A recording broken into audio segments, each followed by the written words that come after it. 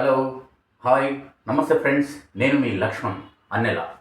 మరి ప్రతిరోజు మన వార్తల్లో భాగంగా మరి ఈరోజు ప్రధాన పత్రికల విషయానికి వస్తే ఆంధ్రజ్యోతి పత్రికలో మరి 2వ పేజీ చూద్దాం. ప్రధాన వార్త ఒకటి, సర్కారు బడి తనిఖీకి వెళ్ళిన సీజేపీ బృందంపై దాడి. రాజస్థాన్లో రాళ్ళు కర్రలతో విరుచుకుపడ్డ స్థానికులు, దాడి బీజేపీ గుండాల పని అన్న డిప్కే. ఇక్కడ మన విషయానికి వస్తే రాజస్థాన్ జైపూర్లో సర్కారు బడి తనిఖీ చేయడానికి వెళ్ళిన కాక్రోచ్ జనతా పార్టీ బృందంపై శుక్రవారం తీవ్ర స్థాయిలో దాడి జరిగింది. స్కూల్ క్లీన్ కరో కార్యక్రమంలో భాగంగా సీజేపీ కో కన్వీనర్ అశుతోష్ డంకా నేతృత్వంలో ప్రతినిధుల బృందం రాంపుర కన్వర్పుర గ్రామంలో బడుల స్థితిగతులను పరిశీలనకు వెళ్ళింది.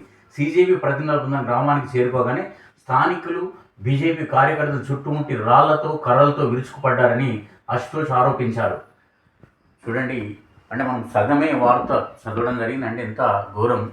ఈ దేశంలో భారత రాజ్యాంగం కల్పించిన హక్కుల ప్రకారం మరి ప్రశ్నించడానికి వెళ్ళకూడదా? ప్రజల సమస్యలు తెలుసుకోవడానికి వెళ్ళకూడదా? అట్లాగే ఈ దేశంలో కనీస మౌలిక వసతులైనటువంటి విద్య, వైద్యం, ఉపాధి ఎలా ఉందని తెలుసుకోకూడదా? మరి ఈ మధ్యన వార్తల్లో ప్రధానాంశంగా ప్రతిరోజు నిలుస్తున్నటువంటి మరి ప్రతిపక్షాలు చేయలేనటువంటి పనిని చేస్తున్నటువంటి సీజేపీ కాక్రోచ్ జనతా పార్టీ విద్యారంగమే వేదికగా ఒక విద్యా సమస్యలను పరిష్కరించాలి, కేంద్ర స్థాయిలో ఆయా రాష్ట్రాల్లో ఉన్నటువంటి సమస్యలను తెలియజేస్తూ మరి ఈ దేశ కేంద్ర విద్యాశాఖ మంత్రి ధర్మేంద్ర ప్రధాన్ను రాజీనామా చేసే వరకు మరి సుదీర్ఘ నిరవధిక మరి నిరాహార దీక్షను చేపట్టి, ఆమరణ నిరాహార దీక్ష చేపట్టి దేశవ్యాప్తంగా ఒక ప్రకంపన సృష్టించినటువంటి మరి అభిజిత్ డిప్కే ఆధ్వర్యంలో జరుగుతున్నటువంటి ఈ సీజేపీ మరి పార్టీ వాళ్ళ యొక్క ఎజెండా అంశంలో భాగంగా దేశవ్యాప్తంగా మరి ఆయా రాష్ట్రాల్లో ప్రభుత్వ విద్యా వ్యవస్థ ఎలా ఉంది అని పాఠశాలను తనిఖీ చేయడానికి వెళ్తే మరి రాజస్థాన్లో ఉన్నటువంటి అక్కడి ప్రభుత్వం మరి బీజేపీ ప్రభుత్వం మరి అక్కడ ఈ సర్కారు బడి తనిఖీ వెళ్ళిన సీజేపీ బృందంపై మరి దాడి, అది ఆర్ఎస్ఎస్ బీజేపీ గుండాల పని అని చెప్పేసి మరి సీజేపీ ప్రతినిధులు ఆరోపిస్తూనే ఉన్నారు. ఏది ఏమైనప్పటికీ ఒక పాఠశాలలో మరి మైదానం ఉందా, క్రీడా మైదానం ఉందా, మధ్యాహ్న భోజనం సరిగా పెడుతున్నారా, పిల్లల కుర్చీలు ఉన్నాయా, మరి అది పడాబడ్డ బడా లేకపోతే అధునాతనమైనటువంటి స్కూలా? ఇలా యూరోప్ కంట్రీలో వివిధ దేశాల్లో డిజిటలైజ్డ్ టెక్నాలజీ తోటి విద్యారంగం ముందడుగేస్తూ వాళ్ళు సైంటిస్టులుగా, ఒలింపిక్ క్రీడాకారులుగా, అట్లాగే పెద్ద పెద్ద బిజినెస్ టైకూన్స్కి ఎదగడానికి అక్కడ పాఠశాలలు, స్కూల్సే పునాది. కాబట్టి వేరే వేరే దేశాల్లో 10వ తరగతి వరకు, మినిమం 10వ తరగతి వరకు ఫ్రీ ఎడ్యుకేషన్ అన్ని వర్గాలకు. అక్కడ ఆ దేశ ప్రధాని అయినా, ఆ దేశ ఉన్నతమైనటువంటి వ్యక్తి అయినా, ఒక పేదవాడైనా ఒకటే స్కూల్లో చదువుకునే అవకాశం ఉంది. మన దేశంలో అలాంటి పరిస్థితి ఎందుకు లేదు? కార్పొరేట్ పుట్టగొడుగులాగా ప్రైవేట్ స్కూళ్ళు, కార్పొరేట్ విద్యా వ్యవస్థ మరి ఏర్పడతా ఉంది.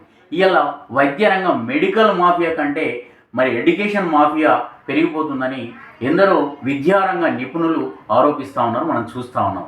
మరి కేంద్ర ప్రభుత్వం, ఆయా రాష్ట్ర ప్రభుత్వాలు విద్యారంగానికి కేటాయిస్తున్న బడ్జెట్ ఎంత, మరి ప్రభుత్వ విద్యా వ్యవస్థను ఎలా మారుస్తున్నారు, ఎంతమందికి యువతకి, జంజీ యువతకి ఉద్యోగాలు వస్తున్నాయి, నెలల తరబడి, సంవత్సరాల తరబడి అన్నము ఆనందం లేక పిల్లలు యూనివర్సిటీల వెంట అక్కడక్కడ అర్ధాకలతో చదువుతూ ఉంటే ఉద్యోగాల నోటిఫికేషన్ రావట్లేదు.